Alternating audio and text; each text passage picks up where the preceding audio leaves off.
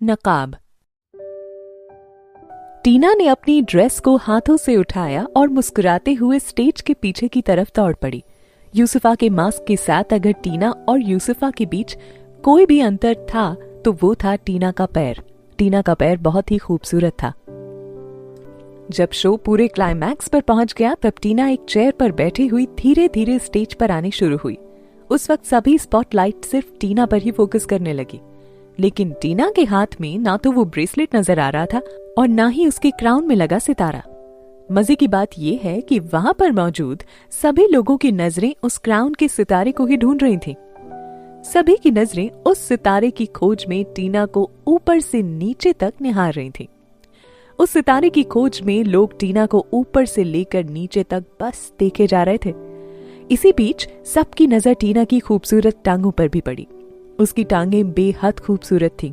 उसकी पतली और लंबी टांगें किसी का भी मन भटकाने के लिए काफी थीं। सब उस क्राउन के सितारे की खोज में हार मानने ही वाले थे कि तभी टीना ने मुस्कुराते हुए अपना एक हाथ ऊपर उठाया और फिर अपने सिर को उठाते हुए उसने अपनी बाईं टांग को ऑडियंस के सामने खोल दिया। अब उसकी लंबी टांगों में क्राउन का वो सितारा नजर आने लगा। वाओ! इस सीन को देखकर वहां बैठे सभी लोगों के दिलों की धड़कनें बढ़ गईं। चेयर पर बैठे बैठे टीना का पलक झपकते एक पोज से दूसरे पोज में जाना वाकई में काफी शानदार था।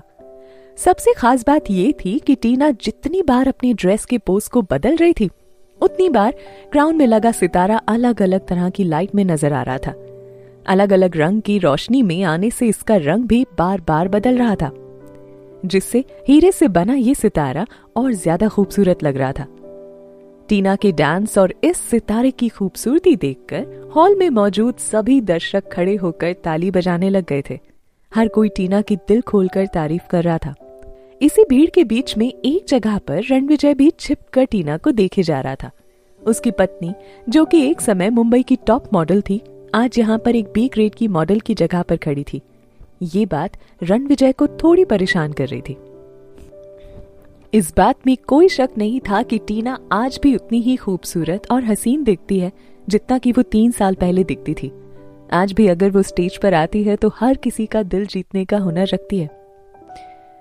टीना के फाइनल पोज के बाद तो ऑडियंस का जो उत्साह था देखते ही बन रहा था। हर तरफ सिर्फ उसी की तारीफ हो रही थी।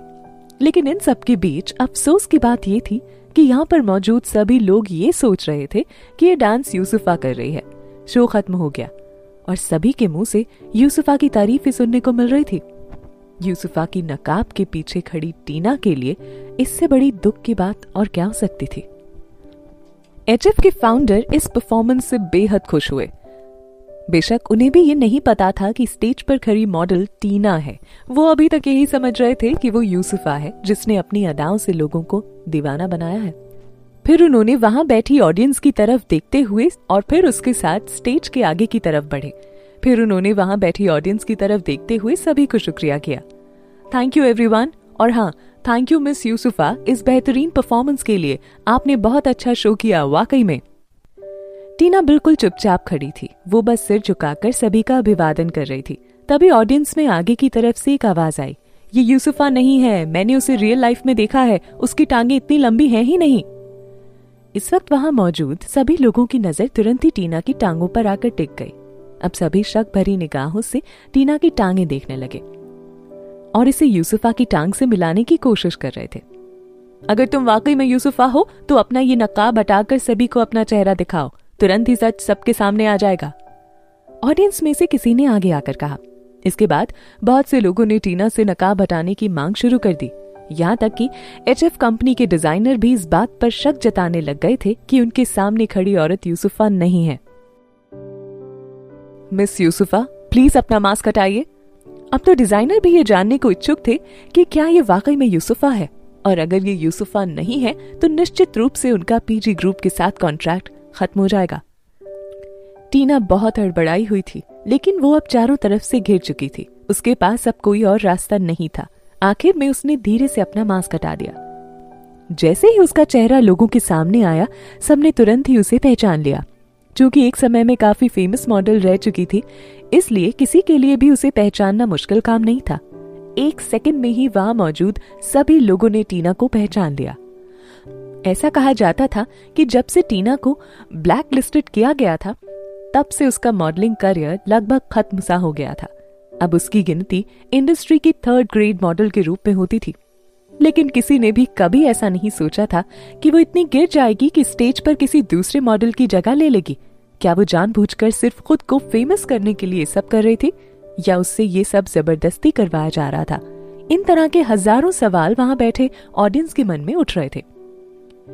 टीना, अरे ये तो टीना है। जैसे वहां मौजूद रिपोर्टर्स को ये खबर हुई, सब ने टीना को घेर लिया। रिपोर्टर्स ने उसके आगे सवालों की झड़ी लगा दी। आपको 3 साल पहले ब्लैक लिस्टेड किया गया था, क्या आप अब इस अपॉर्चुनिटी को लेकर मॉडलिंग इंडस्ट्री में कमबैक करना चाहती हैं? आप काफी फेमस मॉडल रह चुकी हैं, क्या अब आप यूसुफा की जगह लेना चाहती हैं?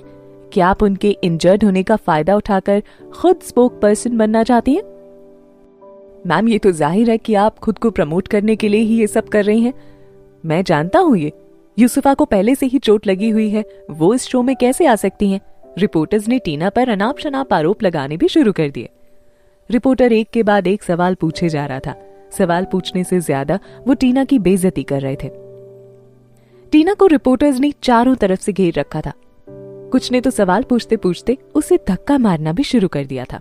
यहाँ तक कि HF कंपनी के अधिकारी ने भी उसको फटकारना शुरू कर दिया। मैं अभी PG ग्रुप जा रहा हूँ और उनसे इस फ्रॉड का हिसाब मांगूंगा। इस तरह का फ्रॉड हम कतई बर्दाश्त नहीं करेंगे।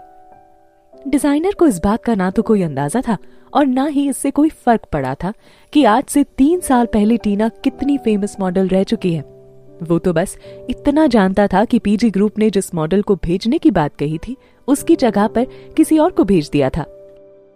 और रही बात तुम्हारी, तो मैं तुम्हें अब कोर्ट में देखूंगा, लेकिन अभी के लिए तुम यहाँ से दफा हो जाओ। तुम इस लायक हो ही नहीं कि मेरे रनवे में खड़ी रहो, उसने गुस्से से भरे लहजे में चिल्लाते हुए कहा। उसकी तीखी आवाज पूरे हॉल में गूंजने लगी, यहाँ तक कि रिपोर्टर भी चौंक गए। अब तो टीना के लिए वहां 1 मिनट भी खड़े रहना मुश्किल था। तुम अभी तक गई नहीं यहां से? जरा सी भी शर्म है तुम्हारे अंदर? टीना ने पहले से ही खुद को इन सब के लिए तैयार कर रखा था। ठीक इसी वक्त स्टेज के पीछे से एक आवाज सुनाई पड़ी। हाँ, जाना तो चाहिए किसी और को यहां से, लेकिन टीना को नहीं, बल्कि अब तुम्हें यहां से निकलना होगा। सभी रिपोर्टर ये आवाज सुनकर चौंक गए और पीछे की तरफ मुड़कर ये देखने लगे कि ये आवाज किसकी है और कहां से आ रही है। वहां स्टेज के पीछे रणविजय खड़ा था। सभी की आंखें खुली की खुली रह गई। एक पल में ही सबने उसे पहचान लिया, लेकिन रणविजय के यहाँ पर होने की उम्मीद किसी को भी नहीं थी। आखिर एंटरटेनमेंट इंडस्ट्री का बेताज बादशाह यहाँ क्या कर रहा है? सबसे बड़ी बात, ये स्टेज पर क्यों खड़े हैं? रणविजय स्टेज पर आकर अगर टीना की तरफ से बोल रहे हैं तो जरूर ही इसके पीछे कुछ न कुछ बड़ा कारण होगा। ये तो सभी को समझ आ रहा था। सभी की सांसें थमी हुई थी कि अब आगे क्या होने वाला है। अभी तक सभी को लग रहा था कि आज टीना की किस्मत बहुत खराब है, लेकिन रणविजय ने टीना के साथ खड़े होकर सभी को चौंका दिया। अब वो थोड़े गुस्से से भरी आवाज में डिजाइनर की तरफ देखते हुए बोले, जितनी जल्दी हो सके तुम यहाँ से निकल लो, वरना तुम्हें अभी पता नहीं है कि मैं तुम्हारी कंपनी का क्या कर सकता हूँ। टीना के दिल की धड़कन कुछ पल के लिए थम सी गई थी। किसने सोचा होगा कि उसका नया पति, जिससे वो आज सिर्फ तीसरी बार मिल रही है, वो उसके लिए इस तरह से खड़ा होगा। सभी रिपोर्टर्स की भी जुबान बंद हो गई। अगर उन्हें पहले पता होता कि टीना का RR के साथ टाई अप है, तो वो कभी भी उससे इतनी बुरी तरीके से बात नहीं करते। HF के डिजाइनर के चेहरे पर भी लाचारी साफ नजर आ रही थी। वो अच्छे से जानता था कि वो RR इंटरनेशनल के साथ नहीं भिड़ सकता। कुछ देर तक शांत रहने के बाद उसने ना चाहते हुए भी डर के मारे माफी मांग ली। आई एम सॉरी रणविजय, मैं नहीं जानता था कि आपका रिश्ता। मेरा इसके साथ कोई रिश्ता नहीं है और ना ही मैं इसे जानता हूँ। मुझे बस तुम्हारे बात करने का लहजा पसंद नहीं आया। क्या तुम्हें इतना भी नहीं पता कि औरतों से कैसे बात की जाती है? रणविजय ने टीना के साथ अपने रिश्ते की बात को नकार दिया और फिर वहां से चले गए। लेकिन जाने से पहले वो रिपोर्टर्स की तरफ मुड़े और अनाउंस कर दिया कि यहाँ पर मैं आप लोगों को बता दूं, टीना निश्चित रूप से एक दिन मॉडलिंग इंडस्ट्री की राइजिंग स्टार बनेगी।